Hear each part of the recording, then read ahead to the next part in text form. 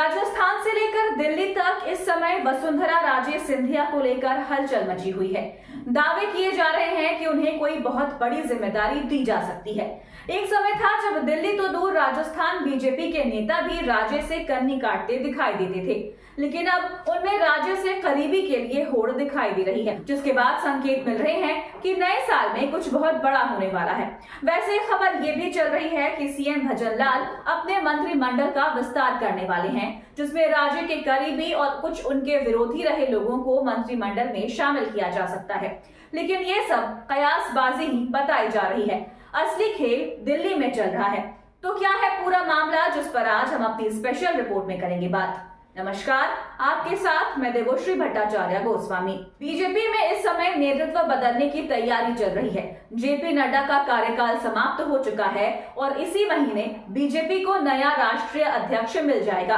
15 जनवरी के बाद राष्ट्रीय अध्यक्ष के चुनाव की प्रक्रिया शुरू कर दी जाएगी। इस समय दौड़ में वसुंधरा राजे सिंधिया को सबसे आगे बताया जा रहा है, लेकिन राजे अकेली उम्मीदवार नहीं है। कई दूसरे नाम भी चर्चाओं में बने हुए हैं। लेकिन इस बीच अमित शाह का डॉक्टर अंबेडकर पर जो बयान आया है, उससे बीजेपी जरूर बैकफुट पर है।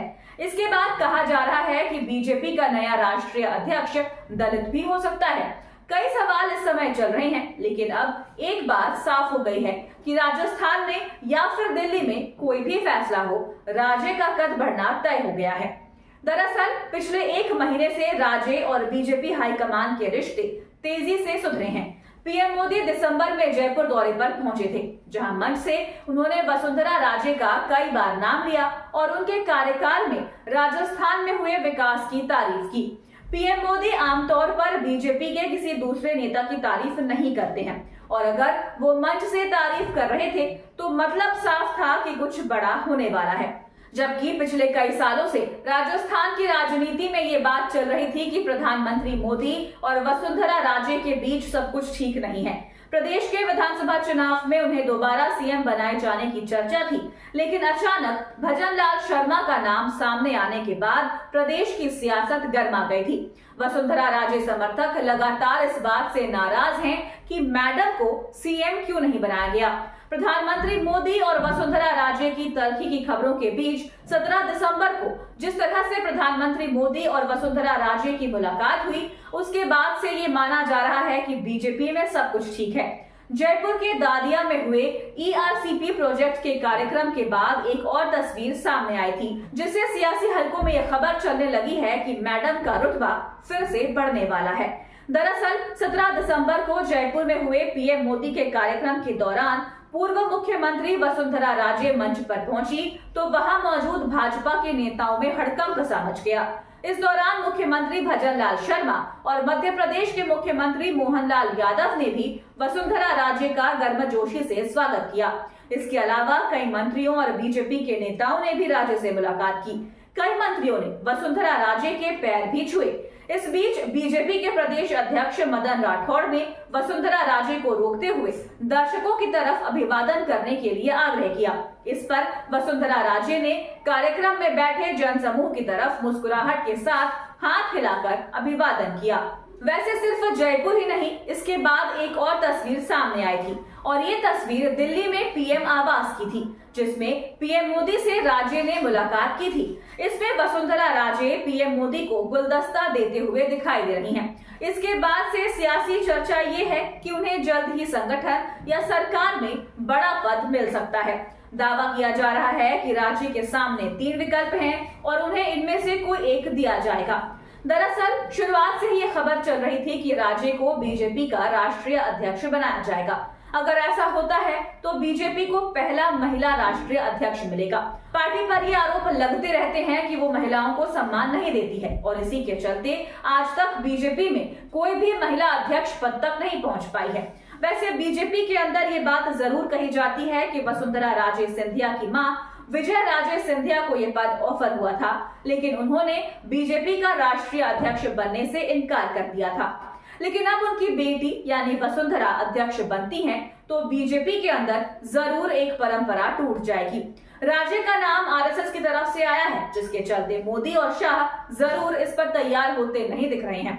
दावा तो यहाँ तक किया जा रहा है कि बीजेपी हाईकमान की तरफ से राज्य को केंद्रीय मंत्री पद या फिर राजस्थान का सीएम बनने का प्रस्ताव है, क्योंकि बीजेपी हाईकमान नहीं चाहता कि राज्य बीजेपी की अध्यक्ष बने, और इसका कारण भी खुद राज्य को ही माना जा रहा है, क्योंकि जब वो 2013 से 2018 तक राजस्थान की सीएम रही तो इस दौरे में दिल्ली की सत्ता में पीएम मोदी थे, तो बीजेपी के अध्यक्ष पद पर अमित शाह और राज्य इन दोनों को ही चुनौती देती रही।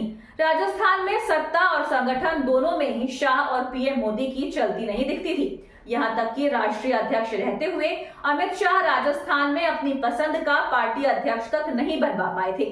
6 महीने तक राजे और शाह के टकराव के चलते प्रदेश पार्टी का अध्यक्ष पद खाली पड़ा रहा था। ऐसे में मोदी और शाह नहीं चाहते हैं कि राजे को अध्यक्ष पद मिले, लेकिन जिस तरह से संघ की तरफ से दबाव बनाया गया है उसके बाद तो ये तय हो गया है कि वसुंधरा को बहुत बड़ी जिम्मेदारी मिलने वाली है, और संकेत इस बात के मिल रहे हैं कि राज्य को राजस्थान की कमान सौंपी जा सकती है। वसुंधरा के बढ़ते कद का अंदाजा उनकी अचानक बढ़ती सक्रियता से भी लगाया जा सकता है। वो अब दिल्ली और जयपुर दोनों ही जगह कुछ ज्यादा ही सक्रिय दिखाई देने लगी हैं।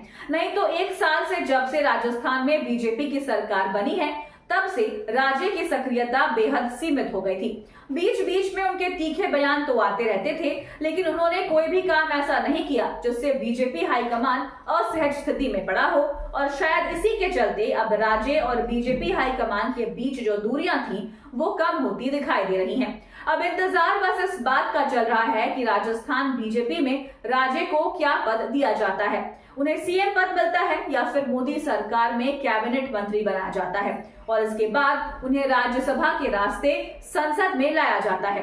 वैसे ये भी कहा जा रहा है कि वसुंधरा के बेटे दुष्यंत सिंह को मोदी सरकार में राज्य मंत्री पद दिया जा सकता है। दुष्यंत झालावाड़ संसदीय सीट से बीजेपी के सांसद हैं। फिलहाल एक बात तो तय मानी जा रही है कि राज्य का कद और पद दोनों ही बढ़ने वाले हैं।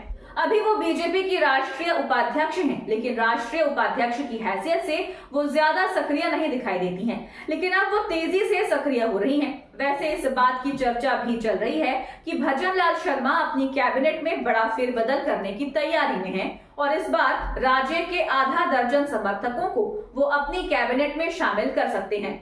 लेकिन कैबिनेट का ये विस्तार बीजेपी के राष्ट्रीय अध्यक्ष के चुनाव के बाद ही होगा। संकेत ये है कि अगर राज्य को राष्ट्रीय अध्यक्ष नहीं बनाया जा सकता है तो शायद भजन लाल शर्मा को कैबिनेट विस्तार की जरूरत ही नहीं पड़ेगी। शायद राजस्थान में ही कोई बहुत बड़ा बदलाव हो जाएगा। इसलिए जनवरी का महीना राजस्थान के नेताओं के लिए बेहद महत्वपूर्ण होने वाला है, तो बीजेपी के लिए भी, क्योंकि उसे इस साल नया अध्यक्ष मिलने वाला है। तो आपको हमारा ये वीडियो कैसा लगा, हमें कमेंट करके अपनी राय जरूर दीजिएगा। अगर आप ये वीडियो फेसबुक पर देख रहे हैं तो हमारे पेज को लाइक करें, और अगर आप ये वीडियो यूट्यूब पर देख रहे हैं तो हमारे चैनल को सब्सक्राइब करना ना भूलें, और देखते रहिए द धाकड़ न्यूज, और बेल आइकन दबाना ना भूलें।